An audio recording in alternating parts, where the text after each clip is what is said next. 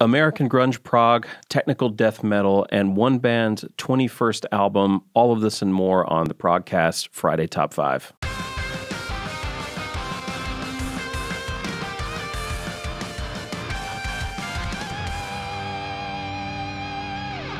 Good morning, prog fans. I'm your host, Randy Salo. It is Friday, October 9th, 2020, and you're listening to the Progcast Friday Top 5.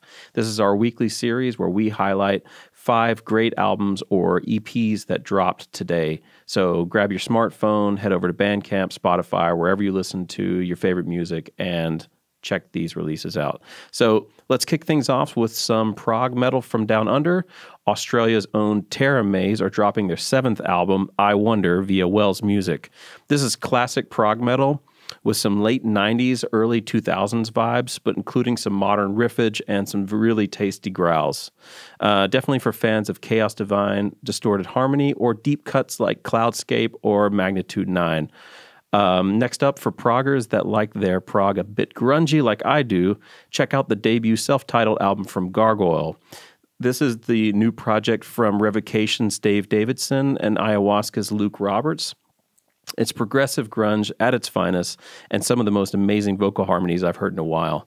So for fans of Opeth, Alice in Chains for sure, definitely take heed. Pro tip, Dario interviewed Dave on the regular podcast yesterday, so check that out for a more detailed look into the album.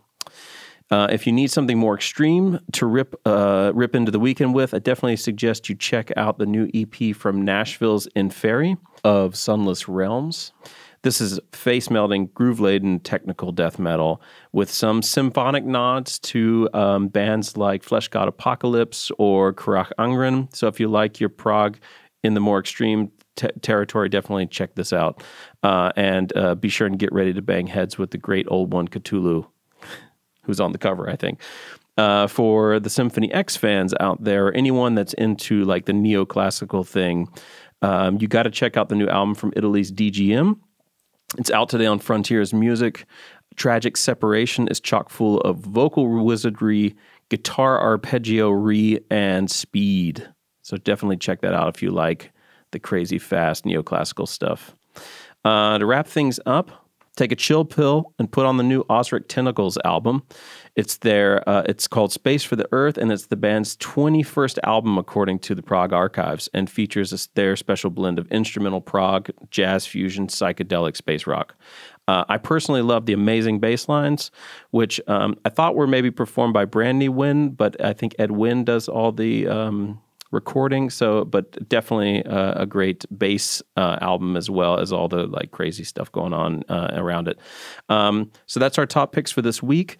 Let us know in the comments below what you thought of these albums and also what your favorite albums are that dropped today. If you like this format, please review it. Subscribe to the Progcast. Also on the Progcast this week, Dario interviewed Ivar Bjornsson of Enslaved. New episodes of the Progcast drop every Monday and Thursday, and this show will be every Friday. So listen to the show wherever you get your sound stories. And for even more reviews and interviews from around the prog universe in the written fashion, check out the Progspace.com. This has been the Friday Top 5. I've been Randy Salo. You've been awesome. See you next Friday, prog fans.